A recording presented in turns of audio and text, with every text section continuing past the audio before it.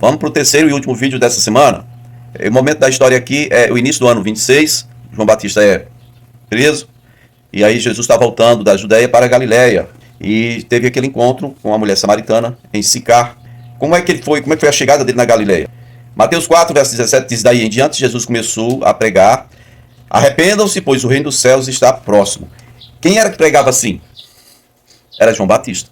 E essa pregação ele fazia na Judéia. Agora Jesus está chegando na Galiléia e está com a mesma temática da pregação de João.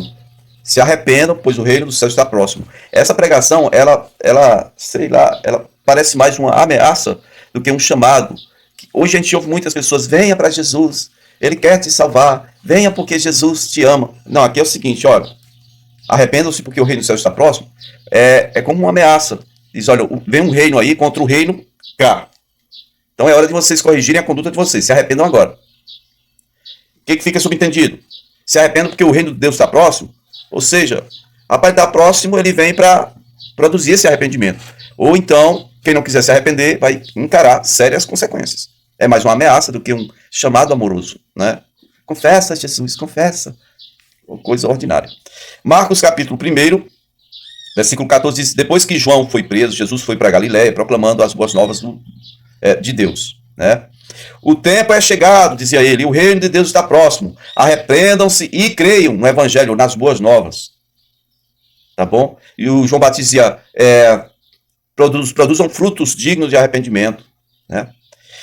Lucas 4, no verso 14, diz: Jesus voltou para a Galiléia no poder do Espírito, e por toda aquela região se espalhou a sua fama.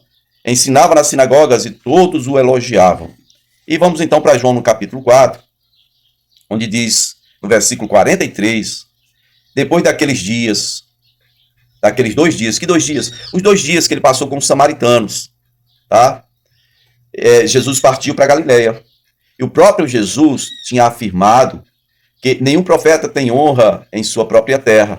Quando chegou na Galiléia, que é a cidade natal, né, vamos dizer assim, cidade de Maria, onde ele foi criado, os galileus deram-lhe boas-vindas.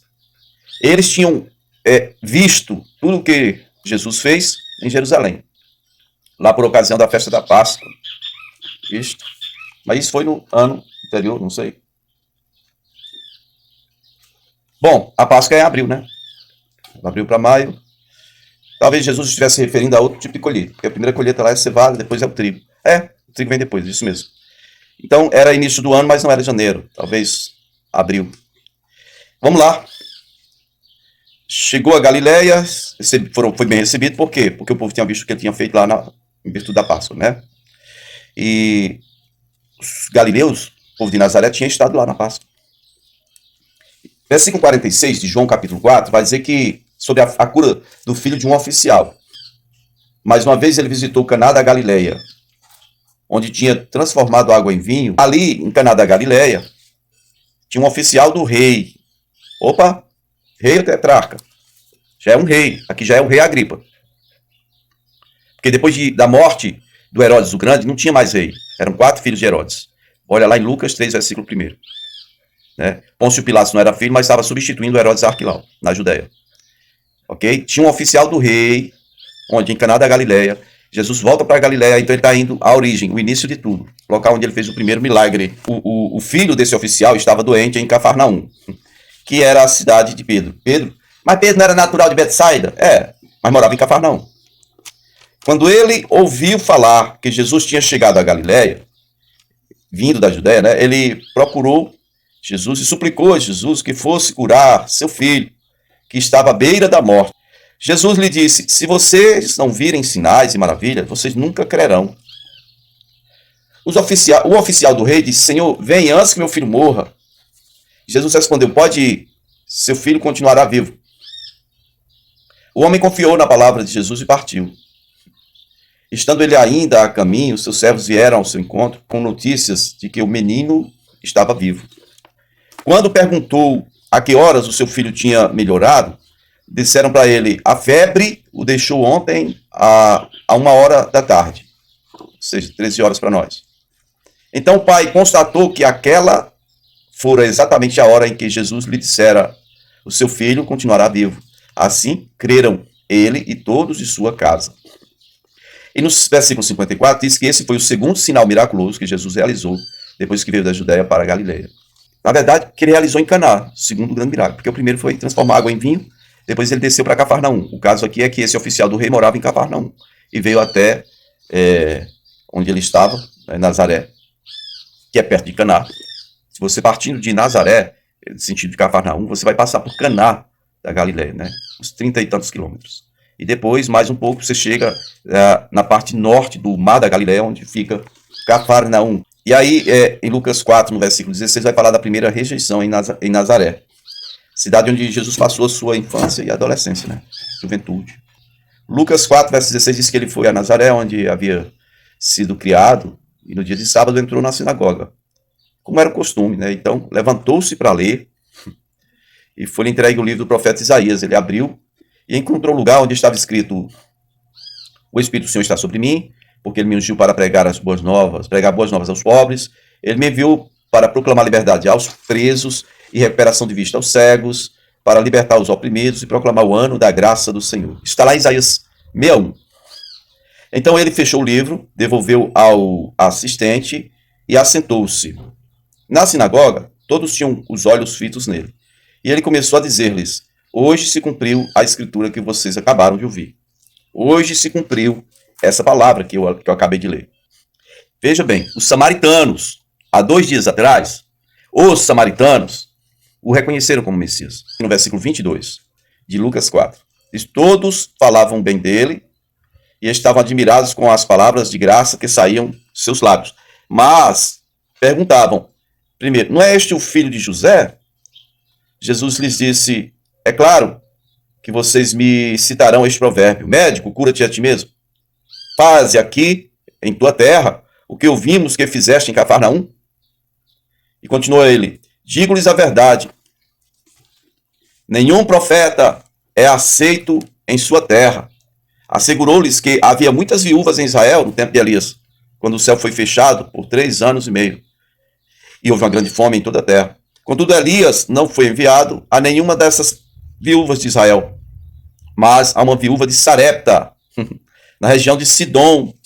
A região de Sidom é a terra da Jezabel. O pai da Jezabel era sacerdote de Astarote, em Sidom. Terra de Astarote, a rainha dos céus. Vinha de lá.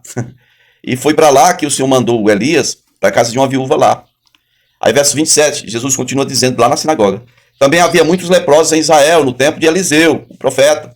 Todavia, nenhum deles foi purificado, mas Naamã, o sírio, tá? Naamã, da Síria, né?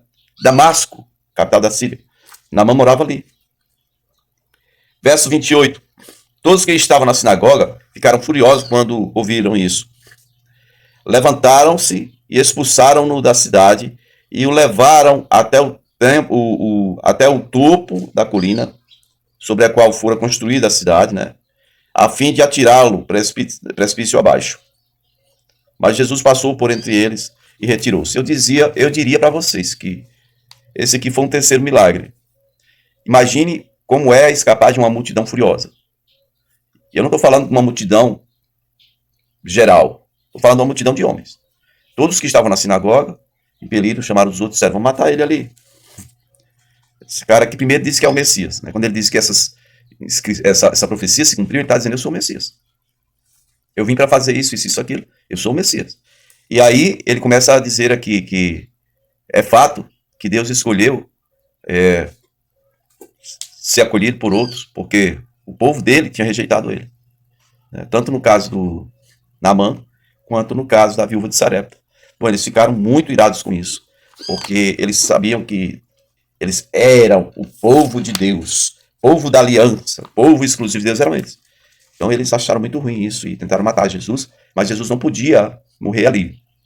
Esse ainda é o primeiro ano, né, do ministério de Jesus. Então ele passou por entre eles. Como assim? Como é que passa por meio de uma multidão de homens? Ele virou flecha? O que foi que houve? Como é que ele passou?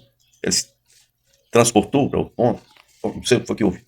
Eu sei que algo sobrenatural aconteceu aqui. Mesmo que tenha sido algo assim, que Deus colocou tipo pavor no coração dos homens, e eles não estenderam a mão contra Jesus. Ele passou pelo meio deles. Alguma coisa sobrenatural aconteceu aqui, gente. Vamos ainda em Mateus no capítulo 4 e versículo 13, onde vai dizer que depois dessa rejeição e essa tentativa de assassinato, né, essa tentativa de homicídio, Jesus deixa Nazaré definitivamente e foi viver em Cafarnaum, junto ao mar, região de Zebulon e Naftali. E isso aconteceu para cumprir-se o que fora dito pelo profeta Isaías: terra de Zebulon, terra de Naftali, caminho do mar além do Jordão, Galiléia dos gentios. O povo que vivia nas trevas viu uma grande luz, sobre os que viviam na terra da sombra da morte raiou a luz. Isto é Isaías 9, versículo 1 e 2. Primeira viagem, então, de Jesus, nós vamos ver aqui em Mateus 4, no versículo 18, ele vai chamar oficialmente os 4 pescadores. Vejam bem, até aqui, esses discípulos de Jesus, eles tiveram aquele primeiro encontro, eles estavam seguindo com Jesus, o André e o João. O André chamou Pedro, o João chamou Tiago para ver Jesus. Aí o André depois encontrou Filipe, que encontrou Bartolomeu, que é Natanael. Então, esse grupo já tinha tido um encontro com Jesus. Mas eles estavam seguindo Jesus, no grupo de discípulos, né? Aqui é o contrário. Aqui é Jesus que vai chamar eles agora. Tá? Eles não, sabe? Eles não tinham sido chamados por Jesus ainda. Mateus 4, 18 diz que andando à beira-mar, onde? Cafarnaum, gente. Cafarnaum, quem mora lá? Pedro, André, provavelmente Tiago e João, porque eles fazem parte de uma empresa de pesca, moram todos ali. Embora João tenha grande influência na Judéia, tenha muitos amigos na Judéia. João era discípulo, e André era um discípulo de João Batista. Viviam mais na Judéia do que ali. Né? Mas Pedro, irmão de André, e o Tiago, irmão de João, ficavam mais ausentes da Judéia e ficavam mais na Galileia. Então Jesus está saindo aí à beira-mar, em Cafarnaum. E os 2 irmãos, Simão, chamado Pedro, e Simão, Jesus que mudou o nome dele para Pedro, tá? Era Simeão aqui. E seu irmão André. Eles estavam lançando as redes. Então, Jesus disse: sigam-me, e os farei pescadores de homens. No mesmo instante, eles deixaram as suas redes e os seguiram. Isso é André e Pedro. Versículo 21. Indo adiante, viu outros 2 irmãos, Tiago, filho de Zebedeu, e João, seu irmão. Eles estavam num barco com seu pai Zebedeu e preparando as suas redes, né? Jesus os chamou e eles deixaram imediatamente seu pai e deixaram o barco e o seguiram. Aqui tem uma coisinha que eu gosto de falar rapidinho sobre as músicas, que as pessoas colocam coisas que não são bíblicas para ficar mais emocionante, não é? Eu gosto das músicas, mas tem uma que diz: e eu me despedi dos meus pais, eu queimei minhas carroças. Ah, aí foi Eliseu que fez isso. E eu afundei os barcos no cais. É mentira. Eles abandonaram os barcos, tá? Pedro e André abandonaram o barco. João e Tiago, filho de Zebedeu, deixaram seu pai no barco e seguiram Jesus. A prova disso é que lá na frente, quando Pedro nega Jesus, ele vem para Cafarnaum e ele diz: eu vou pescar. E outros 6, provavelmente esses 6 do início aqui, esses 6 primeiros discípulos, foram com ele. Tá bom? Outros 6 foram com ele. Os barcos ainda estavam lá. Não tem nada de afundei meus barcos no cais. É como você dizer: e se eu passar pelo fogo, não temerei. Não, a Bíblia não diz se. É quando você passar pelo fogo. A chama não arderá em ti, quando as muitas águas vierem. Elas não se submergirão. Né? Tem muitas músicas, tem outra que diz: para onde eu irei, se eu não tenho para onde voltar, só tenho você, Deus, palavra de vida. Ok, valeu o texto direito. Acho que não ficava bem na rima, mas aí colocaram para onde eu irei. Essa é uma palavra de Pedro para Jesus. Quando todos tinham deixado, Jesus disse: vocês não querem ir embora também? Pedro então diz: para quem iremos nós? Só tu tens as palavras de vida eterna. Bom, eu quero concluir aqui e a gente dá seguimento no próximo vídeo, na próxima semana, se o Senhor nos permitir.